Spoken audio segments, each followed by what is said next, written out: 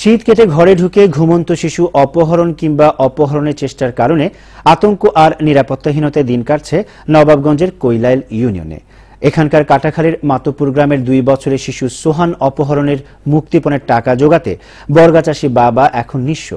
ঘটনার 15 দিন পরেও ফেরেনি সোহান, অগ্রগতি নেই মামলার তদন্তেরও। নবাবগঞ্জ ঘুরে এসে রিপোর্ট করছেন জান্নাতুল ফেরদৌসী।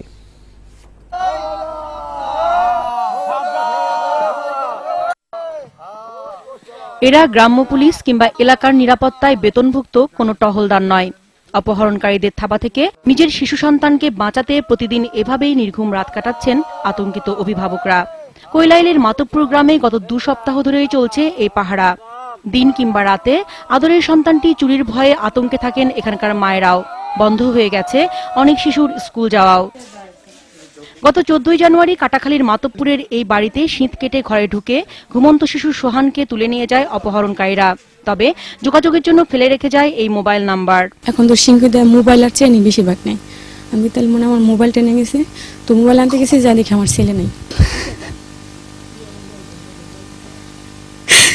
কখনো কল্পনা করিনি আমার ছেলে খালি বুকের ভিতরে খালি যন্ত্রণা দিতেছে বাচ্চাটার দিকে। সোহানের বাবা বর্গাচাষী রতন মিয়া সন্তানকে ফিরে পাবার আশায় মুক্তিপণের টাকা জোগাতে বেচে দিয়েছেন তার শেষ সম্বল হালের গরুটিও, কিন্তু ফেরত পায়নি আদরের একমাত্র ছেলেকে। ভিক্ষা টিকা মতো কইরা গরু আসলে বিক্রি করে লাখ 3 টাকা জোগাড় হয়েছে। বাচ্চা পাবি না, এই যে সিভিলের অ্যাপ এখান দাঁড়ায় রয়েছে জায়গায় জায়গায়। আমরা কইলে সবই দেখতেছে, আমাকে লোক ফিটিং করা, কোনো আশ্রয় নিবি না। পরে আর কি আমি কই কি আমার বাচ্চার দরকার, আল্লাহ তো টাকা পয়সা দেয় না, একটা বাচ্চা দিছে, বাচ্চাটা আমার দরকার, তাহলে রেফের আশ্রয় আর নেওয়ার দরকার না, আমার টাকা দিলে বাচ্চাটা পাইলে। পরে হেরা যেভাবে ঠিকানা দিছে ওই ঠিকানা মতোই টাকা রাখছে। ফোনটা এখনো বন্ধ, আজকে 9 দিন, টাকা দেওয়ার পর আজকে 9 দিন যাব। মাতব্বর সহ আশেপাশের গ্রামে শিশু অপহরণকারীরা প্রায় প্রতি রাতেই হানা দিচ্ছে বলেও জানান ঘটনার শিকার অভিভাবকরা। ওই মেয়েটা যখন চোখে টান পেয়ে গেছে তখন মেয়ের মায়ের জাগনা পেয়ে গেছে, জাগনা পেয়ে পরে চিক করে দিছে পরে এই 3 দিন, এই ঘটনা 3 দিন আগে চকির নামাই হালাইছে, খালি পায়ের পাতা টুকে আমি তাই না যত জোর আসলো আমার। আর পাশের চাচা শ্বশুরাইয়া তারে ডাক দিছে, আরে তার মা শিকার পারসকে কি হয়েছে, তখন ওই ঘর থেকে যে বাইরে আমার শাশুড়ি দেখছে। বেশ কিছুদিন ধরেই কৈলাইলের গ্রামগুলোতে যখন ঘটছে এত সব কাণ্ড, তখন কি করছে নবাবগঞ্জ পুলিশ? খোঁজ নিতে থানায় গিয়ে দেখা মেলেনি ভারপ্রাপ্ত কর্মকর্তার। সহকর্মীরা জানায় সরকারি কাজে এই পুলিশ কর্মকর্তার বেশিরভাগ সময় কাটে রাজধানীতে। তবে তদন্ত কর্মকর্তা জানায় এখন পর্যন্ত খোঁজ পাননি সোহান কিংবা তার অপহরণকারীদের। আমরা ওই পর্যন্ত গেলাম, পরে আর লোকেশন পাচ্ছি না, মোবাইল অফ এবং লোকেশনে নাই। আচ্ছা, বাই দিস টাইম আমাদের যে একটা মোবাইল অফ, কিন্তু আমি যে টেকনোলজি জানি সেটা হচ্ছে যে ওই সেটে যে নাম্বার ইউজ হোক আপনারা কিন্তু জানার কথা। ওই নাম্বারটা তখন একবার ওপেন করে স্টিল বন্ধ করে দিয়েছে। বটম লাইন হলো যে এটা সুরা এখনো হয়নি, না সুরা হয়নি।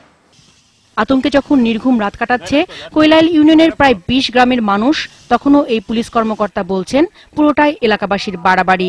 আমি এটা অনেকটা রিউমারি মনে করব, 1-2টা ঘটনা বাস্তব, আর কিছু যে ইনফরমেশন গুলা এগুলা এলাকার লোকজন কিছু কম শিক্ষিত, কিছু তারা বুঝে শুনে কম। অপহরণের 15 দিনের মাথায় বাড়ির পাশের পেয়ারা বাগানে পাওয়া গেল অপহৃত শিশু সোহানের গলিত লাশ। এই ঘটনায় শোক আর আতঙ্ক ছড়িয়ে পড়েছে নবাবগঞ্জের কাটাখালী সহ আশপাশের গ্রামগুলোতে। এই ব্যাপারে দ্রুত ব্যবস্থা নেওয়া হবে বলে জানিয়েছেন স্বরাষ্ট্রমন্ত্রী। অপহরণকারীদের ধরতে মাঠে নেমেছে র্যাব ও পুলিশ। মোসাদ্দেক মোল্লাকে সাথে নিয়ে জান্নাতুল ফেরদৌসী রিপোর্ট। 14 জানুয়ারি কাটাখালীর মাতব্বরের এই বাড়িতে শীত কেটে ঘরে ঢুকে ঘুমন্ত শিশু সোহানকে তুলে নিয়ে যায় অপহরণকারীরা। তাদের রেখে যাওয়া মোবাইল নাম্বারে যোগাযোগ করে সোহানের বাবা মুক্তিপণের টাকা দিলেও ফেরত পায়নি একমাত্র ছেলেকে। কখনো কল্পনা করিনি আমার ছেলে। ভিক্ষা টিকা মতো কইরা গরু আসলে বিক্রি করে লাখ 3 টাকা জোগাড় হয়েছে। পরে হেরা যেভাবে ঠিকানা দিছে ওই ঠিকানা মতোই টাকা রাখছে।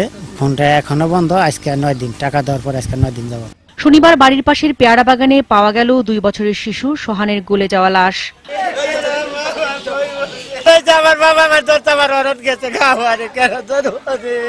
আমার আগে এরকম একটা ছেলে নিয়ে আমার এছাড়া আমার সত্যি দেশের থেকে